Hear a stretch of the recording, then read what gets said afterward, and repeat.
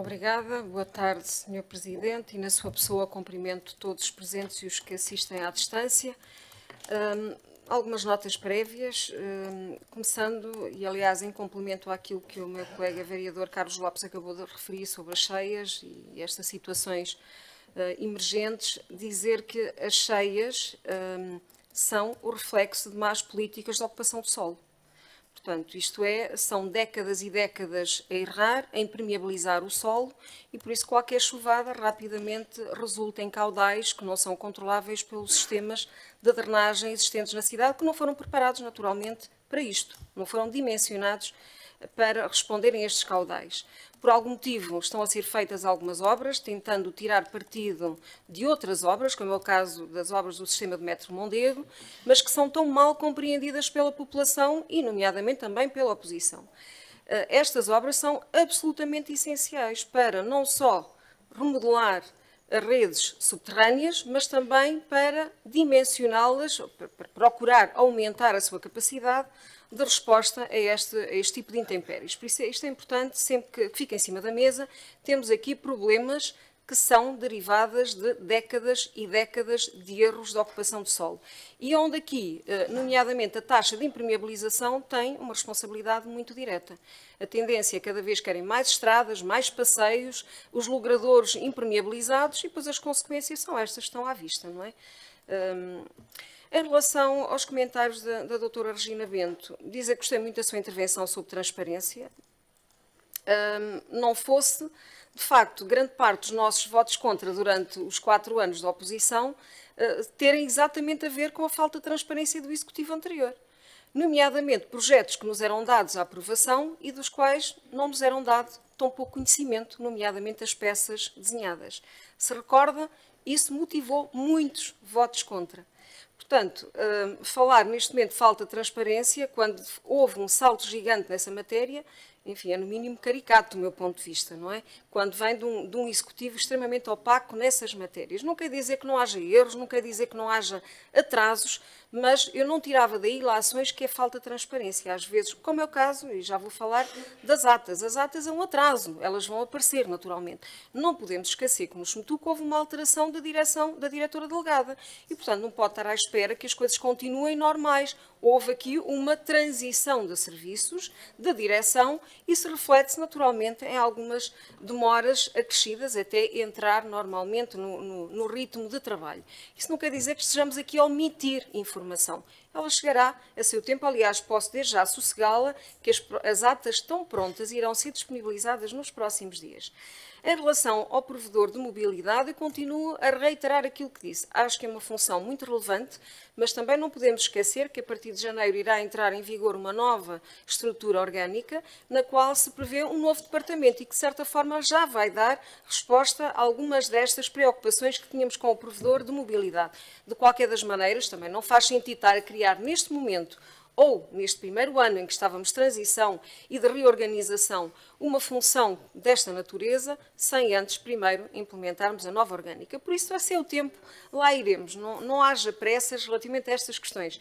Em relação ao concurso para chefe de divisão da DEM, da Divisão de Equipamentos e Manutenção, não se preocupem também, será naturalmente aberto. Aliás, ele já foi aberto e depois foi simplesmente parado. Porquê? Porque não preciso de relembrar que não passou na Assembleia Municipal uma internalização do SMTUC, onde estava prevista, onde prevíamos uma internalização e não era necessário naturalmente este cargo. A partir do momento em que a internalização não passou, estamos neste momento a trabalhar numa nova reestruturação do SMTUC e, portanto, seria errado, esta divisão terá que ter naturalmente também alterações, não seria correto a nossa parte estamos a fazer avançar um concurso para depois a seguir, afinal, suspender. E, portanto, são essas as razões, há sempre uma fundamentação naturalmente associada. Em relação à suspensão de chapas, eu não nego, eu nunca tenho negado desde o princípio que há problemas estruturais no SMTUC, há problemas operacionais no SMTUC, temos uma frota muito envelhecida e isso tem obrigado à suspensão de chapas. Mas também não vale a pena, estamos mais uma vez aqui a tapar o sol com a peneira, não se esqueçam que este problema começou quando, vou ter que recordar, memórias, começou exatamente com a entrada em serviço da Ecovia. Quando se deu um passo maior que a perna, como eu várias vezes aqui afirmei, e se criaram novos serviços sem termos recursos nem humanos nem técnicos para dar resposta a esse aumento de serviço. E esse aumento de serviço teve consequências até agora. Claro que já melhoramos um bocadinho, diga-se de passagem, de qualquer das maneiras, ainda temos problemas muito graves para ultrapassar e que todos eles derivam de falta de frota operacional. A frota está envelhecida. Neste momento temos em cima da mesa várias opções que estão a ser estudadas e que a breve trecho esperemos a ter alguns resultados, mas desde leasing, externalização de alguns serviços estão em cima da mesa e que eu espero que efetivamente consigamos, não digo resolver, mas mitigar os problemas até, pelo menos, à chegada dos 22 novos autocarros, cujo procedimento está em andamento. Em relação ao Sr. Vereador José Dias, não estamos na estaca zero, no que respeita à mobilidade suave. Nós entramos com a estaca zero, é diferente.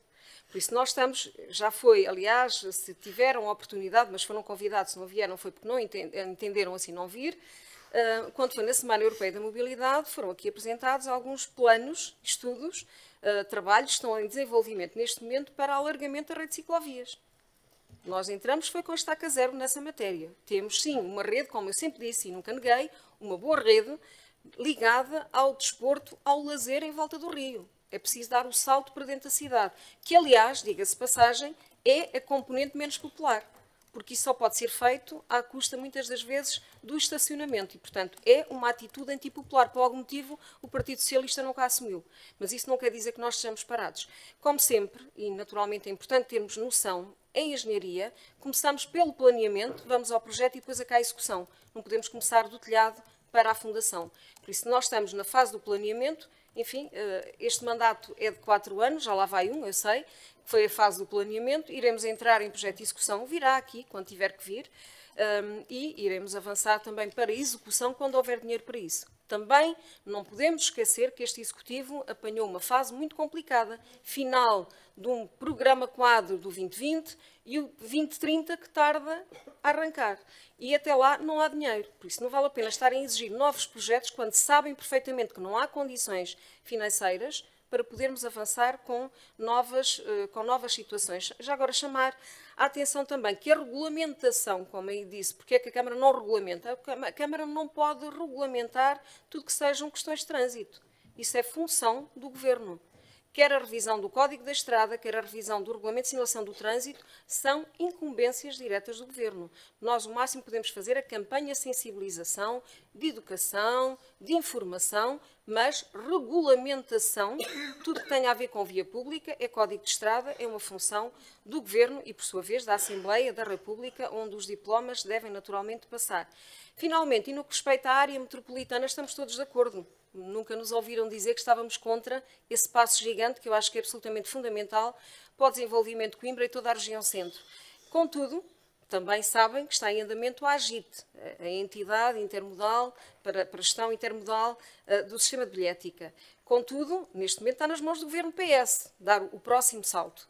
E temos pressionado muito nesse sentido. Estava marcada uma reunião para o passado dia 30 de novembro, exatamente com o Secretário de Estado, para falarmos sobre esta matéria e definirmos qual vai ser o caminho para a poder institucionalizar, no entanto, enfim, eu não preciso de relembrar o que é que aconteceu nesse dia, com algumas mexidas, nomeadamente ao nível do Secretário de Estado, esta reunião foi anulada e, portanto, ficou em stand-by. Estamos a fazer pressão, já há mais algumas datas em cima da mesa, mas não estamos parados, é isso que eu quero dizer. E no que respeita ao município de Coimbra, tenha absoluta certeza que iremos estar sempre e em coordenação, quer com a Metro Mondego, quer com a CIM, as três, não vou dizer as três autoridades de transporte, porque a CIM não é a autoridade de transporte, é o próprio Governo, que tutela, neste caso, quer a CP, quer a Metro Mondego, mas a Câmara e a CIM, estaremos as três entidades diretamente, diria, muito empenhadas em que este procedimento vá para a frente e só, naturalmente, vos apelo, e mais do que isso, vos desafio a estarem connosco neste desidrato que eu acho que é a favor de Coimbra, que devemos estar todos juntos nesse sentido. E agora, se me permite, então, faria a minha apresentação. Dar nota que, na sequência de reuniões de coordenação que envolveram interlocutores da Câmara Municipal, do SUC, do SMTUC, da Metro Mondego e das Infraestruturas de Portugal, estão reunidas as condições para arranque dos trabalhos no complexo do ZUC, no âmbito do desenvolvimento do troço urbano Metrobus a Emínium Hospital Pediátrico a cargo das Infraestruturas Portugal. Os trabalhos estão em fase de arranque, iniciando-se através da colocação de vedação, quer do estaleiro de apoio aos trabalhos, quer dos estacionamentos junto às consultas externas, complementados por outros trabalhos preparatórios. Os maiores condicionamentos estão a ser programados para entrarem em operação já a partir da semana de 19 de dezembro, associado ao período de férias escolares, e deverão manter-se previsivelmente até maio de 2023. Nesta altura, isto é, agora, dia 19, mais concretamente, iniciar-se-ão os trabalhos de execução das infraestruturas do canal técnico do Metrobus e das Águas de Coimbra, mais uma vez uma obra estruturante para evitar situações de cheia, assim como trabalhos de movimentação de terras e de escavação, abertura de valas, execução de trabalhos de fundação, nomeadamente estacas, ancoragens, muros de suporte e geodrenos. A intervenção prevê ainda a construção de um muro de suporte no cruzamento da Rua de São Teotónio com a Alameda Armando Gonçalves, pelo qual será necessário impor aqui um estreitamento de via para a execução dos trabalhos em segurança e assegurar um corredor para a passagem dos peões. O plano de sinalização temporária prevê alterações aos acessos ao complexo hospitalar, tirando partido das diversas entradas existentes, passando a generalidade dos acessos a ser efetuada através da entrada norte, situado junto à rotunda, junto do Hospital Pediátrico, na Avenida Afonso Romão, mais concretamente, sendo o acesso através da rotunda Mota Pinto e da Avenida da Rua Bissaia Barreto, limitado às urgências e a transportes públicos. Tal alteração aos acessos será associada à alteração do sentido de circulação na via de acesso às consultas externas, a qual passará a assumir um sentido nascente-poente, associado a um forte condicionamento ao estacionamento. Em paralelo, estão previstas algumas alterações ao trânsito nas vias de aproximação ao ZUC, devendo a via esquerda ascendente da Rua Costa Simões ser reservada ao SMTUC e aos veículos de emergência. Os condicionamentos ao trânsito e à acessibilidade obrigarão à colocação de sinalização de pré-aviso e de posição, interior e exterior ao complexo do ZUC, e dispositivos de segurança para separação de sentidos, assim como dissuasores ao estacionamento ilegal. Será montado no ZUC um posto de informação do SMTUC e da Metro Mondego, a funcionar já nos dias 15 e 16, associado a uma campanha de sensibilização e de promoção do transporte público, dando a conhecer a todos os interessados as linhas e horários que servem o complexo hospitalar, constrangimentos ao trânsito, assim como todas as informações relativas ao projeto em execução. Também a linha vermelha da Ecovia, recentemente objeto de alteração de circuito, passando agora a servir a Estação Velha, estará disponível e em progresso e em processo de monitorização constante, de forma a avaliar eventuais necessidades de alargamento de horário de funcionamento. Sendo esta uma zona de grande movimento e afluência, apelo insistentemente aqui ao uso dos transportes públicos, não só da linha vermelha da Ecovia, assim como às 10 linhas do SMTUC que servem os hospitais, designadamente a linha 6, 7H, 7T, 16, 19, 27, 29, 35, 36 e 37. Por isso, são várias as linhas que servem, não há aqui desculpa para continuar insistentemente a ir de carro e estacionar ilegalmente em cima dos passeios. Apelo novamente à restrição do acesso à Rua Olímpio Nicolau Fernandes, a qual tem sido objeto de muitos abusos e a qual deve servir apenas o SMTUC e o acesso local. Provavelmente teremos que tomar aqui medidas um pouco mais restritivas relativamente a esta questão, exatamente fruto dos abusos. Mas eu apelo pedagogicamente às pessoas que respeitem a sinalização local e usem as circulares externas e interna. Finalmente, informo que, em complemento, todas estas iniciativas e constrangimentos e alterações são objeto de notas de imprensa e de divulgação a serem promovidas pela Metro Mondego, mas às quais a Câmara Municipal se associará e divulgará nos seus órgãos e meios internos de comunicação. Muito obrigada, Sr. Presidente.